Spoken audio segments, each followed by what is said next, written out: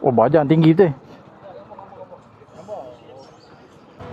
Enjin ni tak silap 990 daripada KTM juga. Dia tapi dia dah detune.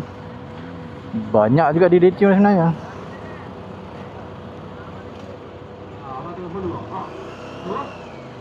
Alright, kita go. Let's go.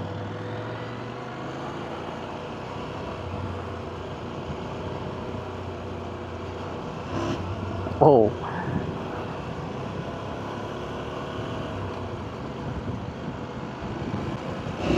Bapak dia.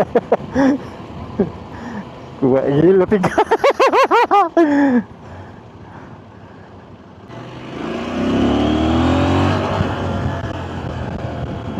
Boleh lah. Dia tak berapa nak strong sangat lah. Rasa ni tak selesa mana pun ni.